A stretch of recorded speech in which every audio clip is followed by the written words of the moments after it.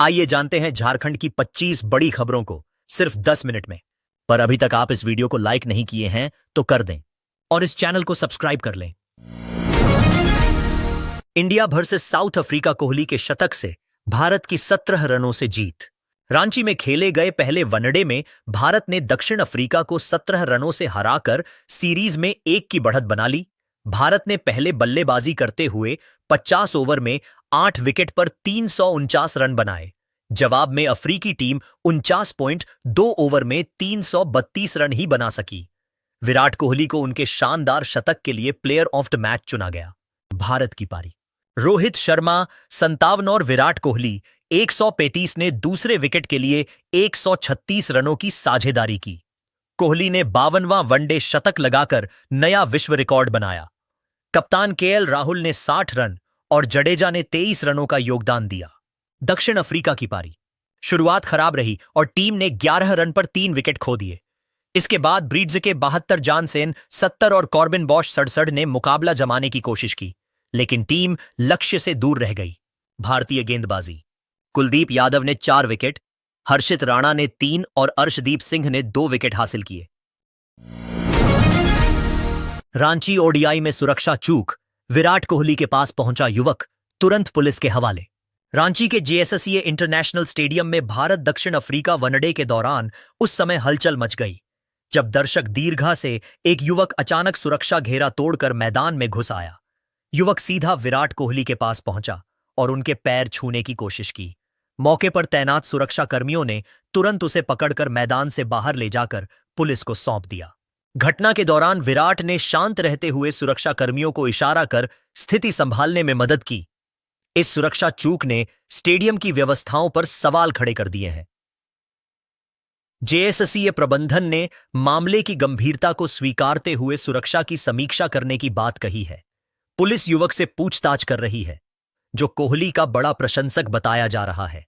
Match में कोहली ने शानदार 135 रन बनाए और रांची में अपना तीसरा शतक जड़ा। हालांकि वे अपने 139 रन के पुराने पर्सनल बेस्ट को पीछे छोड़ने से चूक गए।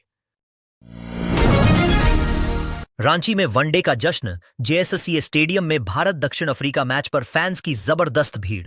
रांची के जेएससीए इंटरनेशनल स्टेडियम में भारत और दक्षिण अफ्रीका के बीच पहले वनडे को लेकर आज सुबह से ही जबरदस्त उत्साह देखने को मिला। स्टेडियम के बाहर भारी भीड़ उमड़ी और फैंस विराट कोहली, रोहित शर्मा की जर्सी पहनकर लाइन में लग गए। देश विदेश से आए दर्शकों ने कहा कि रांची में अंतर्राष्ट्रीय मैच कम होने के कारण यह दिन किसी त्योहार जैसा है। सुबह 9 बजे से ही गेट पर लंबी कतारें लग गईं। भीड़ को संभालने के लिए सुरक्षा के कड़े इंतजाम किए गए हैं। हर गेट पर पुलिस, ड्रोन निगरानी और क्विक रिस्पॉन्स टीम तैनात है। स्टेडियम के बाहर का माहौल मेले जैसा है। बच्चे युवा चेहरे पर तिरंगा पेंट करवा रहे हैं और दुकानों पर भारतीय टीम की जर्सियां, झंडे और बैंड की जमकर खरीदारी हो रही है। फैंस का कहना है कि टीम इंडिया को लाइव खेलने का मौका बेहद खास है, खासकर माही के शहर रांची में। नीली जर्सियों से भरे स्टेडियम ने आज पूरे शहर को क्रिकेट के रंग में रंग दिया है और हर दिल सिर्फ एक ही उम्मीद लिए बैठा है, भारत की जीत। रांची ओडीआई टिकट घोटाला, साइबर ठगों ने क्रिकेट फैंस को बनाया निशाना। रांची में भारत दक्षिण अफ्रीका वनडे मैच का उत्साह टिकट की कालाबाजारी और साइबर ठगी के कारण फीका पड़ गया। ऑनलाइन टिकट कुछ ही सेकंड में खत्म हो गए और ऑफलाइन काउंटर तय समय से पहले बंद कर दिए गए, जिससे टिकट के लिए परेशान लोग ठगों के शिकार बनने लगे। कई फैंस सोशल मीडिया पर टिकट खोजते खोजते साइबर अपराधियों के जाल में फंस गए। रांची के प्रणव कुमार दत्ता सहित कई लोगों से पैसे लेकर फर्जी टिकट बेचे गए या पैसे लेने के बाद और रकम की मांग की गई। ठगी महसूस होने पर पीड़ितों ने साइबर थाने में शिकायत दर्ज कराई। टिकट व्यवस्था को लेकर पूर्व मुख्यमंत्री अर्जुन मुंडा और केंद्रीय मंत्री संजय सेठ ने जेएससीए पर गंभीर सवाल उठाए हैं। दोनों नेताओं का कहना है कि अव्यवस्थित टिकट वितरण के चलते लोगों को अनावश्यक परेशानी हुई और कालाबाजारी को बढ़ावा मिला। पुलिस ने 3 लोगों को गिरफ्तार किया है, लेकिन मैच से पहले लार्ज स्केल ठगी की कई घटनाएं सामने आई हैं। जामताड़ा में शिबू सोरेन डिजिटल लाइब्रेरी शुरू, छात्रों को मिलेगा मुफ्त ई-लर्निंग प्लेटफॉर्म। जामताड़ा जिला प्रशासन ने दिशोम गुरु शिबू सोरेन के नाम से पहली डिजिटल लाइब्रेरी तैयार की है। जिसका उद्देश्य स्कूली छात्रों और प्रतियोगी परीक्षाओं की तैयारी कर रहे युवाओं को आधुनिक शिक्षा संसाधन उपलब्ध कराना है। लाइब्रेरी में एक साथ 50 विद्यार्थियों के बैठने की सुविधा है, जहां वे डिजिटल माध्यम से पाठ्यक्रम, करियर गाइडेंस और अन्य शैक्षणिक सामग्री का लाभ ले सकेंगे। प्रशासन की ओर से यहां प्रशिक्षण कार्यक्रम भी चलाए जाएंगे और प्रतिभागियों को प्रमाण पत्र दिए जाएंगे। डिजिटल लाइब्रेरी खुलने से उन बच्चों को बड़ी राहत मिलेगी जो महंगी किताबें खरीदने या इंटरनेट संसाधन जुटाने में सक्षम नहीं होते। युवाओं ने इस पहल को बेहद उपयोगी बताते हुए कहा कि अब उन्हें पढ़ाई के लिए इधर उधर भटकना नहीं पड़ेगा। बंगलों का शहर मधुपुर अब खंडहरों की बस्ती, विलुप्त होती धरोहर पर बढ़ी चिंता। कभी बंगलों का शहर कहलाने वाला मधुपुर आज अपनी ऐतिहासिक कोठियों के क्षय से जूझ रहा है। 1910 से 1975 तक बंगाल के अमीर जमींदारों, बुद्धिजीवियों और स्वतंत्रता सेनानियों का प्रिय हिल रिसोर्ट रहा। यह इलाका अब जर्जर दीवारों और टूटते खंभों के बीच अपनी पहचान खो रहा है। स्थानीय दस्तावेज बताते हैं कि मधुपुर में करीब 540 बंगाली कोठियां थीं, जिनमें से अधिकतर ढह चुकी हैं या अवैध कब्जे में चली गई हैं। भूमि माफियाओं और रखरखाव की कठिनाइयों के कारण कई परिवारों ने अपनी पुश्तैनी संपत्ति बेच दी, जबकि कुछ कोठियां खंडहर बन गईं। स्थानीय लोग बताते हैं कि कभी बंगाल से भरकर आने वाले सैलानी अब लगभग गायब हो चुके हैं, जिससे होटल, बाजार और रोजगार पर भी असर पड़ा है। हालांकि मार्बल हाउस, जहाज कोठी, रेड कोट जैसी कुछ कोठियां आज भी अपनी पुरानी शान की हल्की झलक देती हैं। नागरिकों और बुद्धिजीवियों की मांग है कि इन संरचनाओं को हेरिटेज प्रॉपर्टी घोषित कर जीर्णोद्धार किया जाए, ताकि मधुपुर की ऐतिहासिक धरोहर पूरी तरह न मिट जाए। धनबाद सदर अस्पताल बनेगा 420 बेड का, पीपीपी मोड़ पर खुलेगा मेडिकल कॉलेज। धनबाद के सदर अस्पताल में स्वास्थ्य सुविधाओं के बड़े विस्तार की तैयारी शुरू हो गई है। स्वास्थ्य विभाग के अपर मुख्य सचिव अजय कुमार सिंह ने निरीक्षण के दौरान बताया कि 100 बेड का यह अस्पताल जल्द ही 150 बेड का हो जाएगा।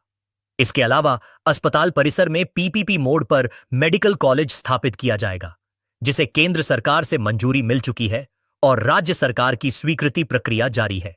अस्पताल के जीर्णोद्धार व सौंदर्यीकरण पर 16 करोड़ रुपए खर्च होंगे और नए भवन भी बनेंगे। मेडिकल कॉलेज बनने के बाद अस्पताल की कुल क्षमता बढ़कर 420 बेड हो जाएगी। अजय कुमार सिंह ने आदर्श कुपोषण उपचार केंद्र का उद्घाटन भी किया और अस्पताल की व्यवस्था को संतोषजनक बताया। उन्होंने कहा कि आगामी 6 माह में स्वास्थ्य सेवाओं में महत्वपूर्ण सुधार दिखाई देंगे। बीजेपी का हेमंत सरकार पर हमला, बाबूलाल मरांडी बोले, अबुआ नहीं, ठगुआ सरकार। झारखंड बीजेपी ने मुख्यमंत्री हेमंत सोरेन सरकार के 6 साल पूरे होने पर 22 पन्नों का आरोप पत्र जारी करते हुए राज्य सरकार पर जनता को धोखा देने का आरोप लगाया। पार्टी अध्यक्ष व नेता प्रतिपक्ष बाबूलाल मरांडी ने कहा कि चुनाव में दी गई 7 गारंटियों में से एक भी पूरी नहीं हुई और जनता को 7 धोखे मिले। बीजेपी ने स्थानीय नीति, सरना धर्म कोड, क्षेत्रीय भाषा संस्कृति संरक्षण, मनीया सम्मान योजना, सस्ती गैस योजना और आरक्षण से जुड़े वादों को पूरा न करने का आरोप लगाया। मरांडी ने कहा कि महिलाओं को मैया सम्मान योजना में जानबूझकर वंचित किया गया और गरीबों को वादा किया गया 450 रुपए वाला सिलेंडर भी नहीं मिला। शिक्षा और रोजगार को लेकर भी बीजेपी ने सवाल उठाए। मरांडी ने कहा कि सरकार न तो डिग्री कॉलेज खोल सकी, न इंजीनियरिंग मेडिकल कॉलेज स्थापित कर सकी और न ही किसानों को वादा किया गया समर्थन मूल्य दे पाई। आरोप पत्र में शराब घोटाला, जेएसएससी घोटाला, डीएमएफटी फंड घोटाला, टेंडर घोटालों से लेकर स्वास्थ्य विभाग तक कई अनियमितताओं का जिक्र किया गया है।